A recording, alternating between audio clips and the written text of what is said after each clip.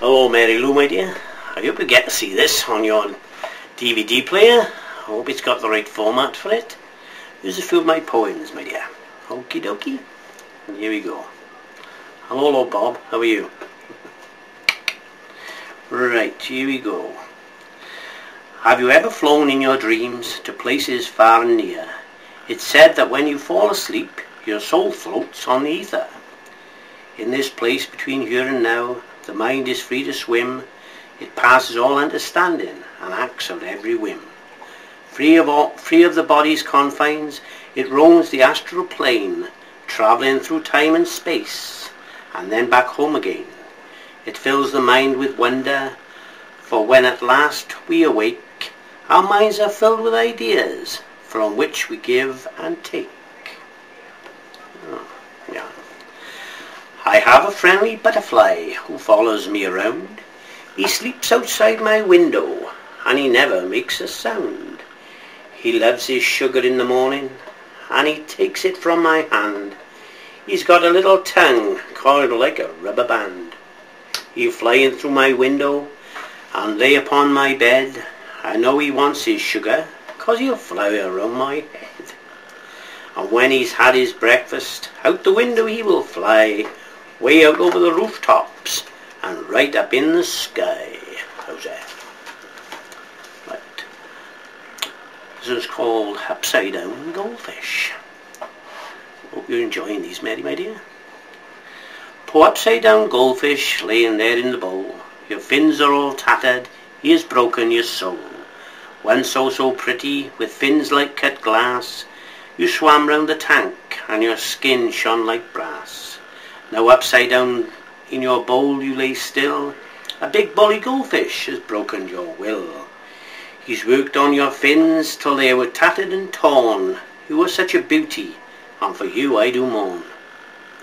Now that bully goldfish won't be dancing with glee, 'cause come tomorrow morning, cat food he's gonna be.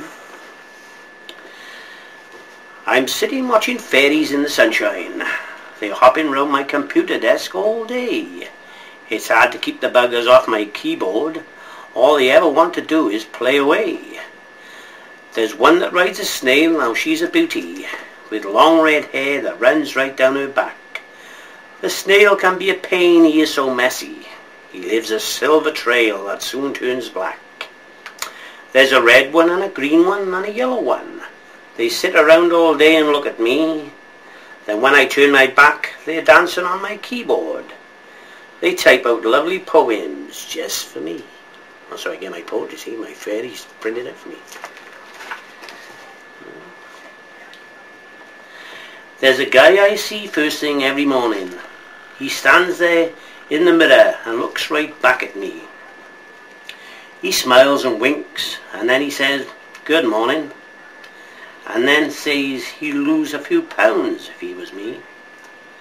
Most mornings when I see him, he seems happy, but I see sadness when I look behind his eyes.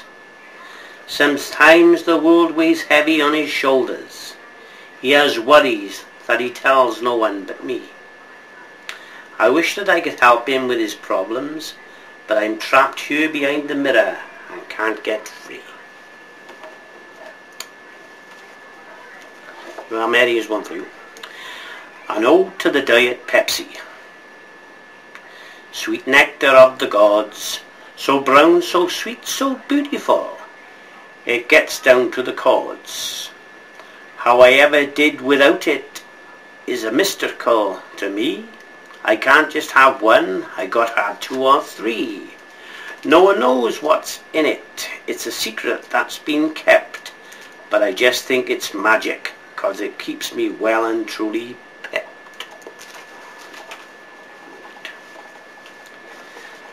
A wasted life, so full of woe, he sits alone, no place to go. All his so-called friends have long departed. He sits head in hands and so downhearted. Once he was so full of life, had a lovely family and a beautiful wife. Then one day he took a drink. From that day on, his world did shrink. His life became one of misery and strife. He soon lost his family and his dear wife. Now past hope and despair, in the bottle he lives, taking drinks from strangers and anyone who gives. I did that one for our dios, you know. Oh spider, spider, spin your web, your beautiful silken trap. No one can resist it, they all end up in your lap. Your silken threads so tantalize that no one can resist. You lay in wait with eyes so bright to spring your trap and grip them tight. Once in your grasp all hope is gone, you wrap them tight and move along.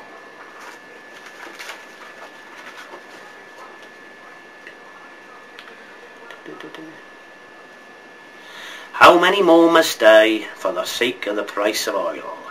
How many mothers must cry while their son's blood dries in the soil?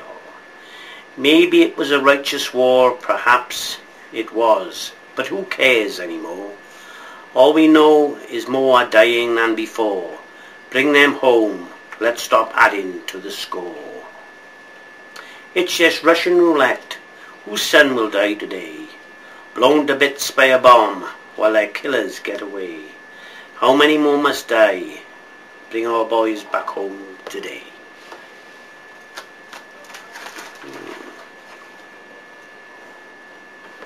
Now that I'm older, there's something I adore.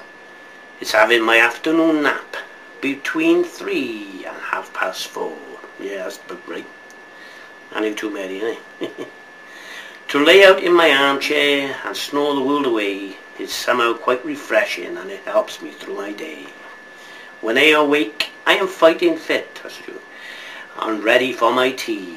Then it's back to my computer till my bed starts calling me. Oh, what a wonderful dream, if would be such a lovely life if I didn't have all those jobs to do for my ever-loving wife.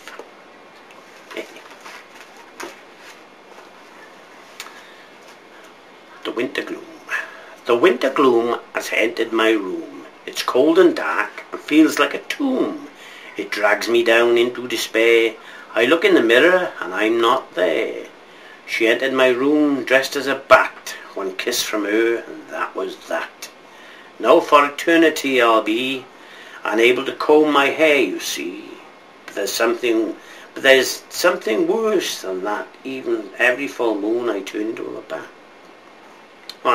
But there's something worse than that, you see. Every full moon I turn into a bat. Oh, like the end of that one, eh? Okie dokie. I got a splitting headache. My head just don't feel right. I had the strangest feeling in the middle of the night. I dreamt that some aliens had zapped me with a ray. Now my head just don't feel right. I've been seeing double all day. When I look in the mirror, I had an awful fright. They say 2 heads are better than 1, but I don't half look a sight. Right. With his deep red eyes a-glowing, he creeps up to the door, then looks in through the keyhole, so he will know the score. He gives a gentle knock, just 2 taps and a rap. Then he sits there quietly with his hands upon his lap. Slowly the door opens, so he lets out a scream. Then he shouts trick or treat, and his face begins to beam. How's that?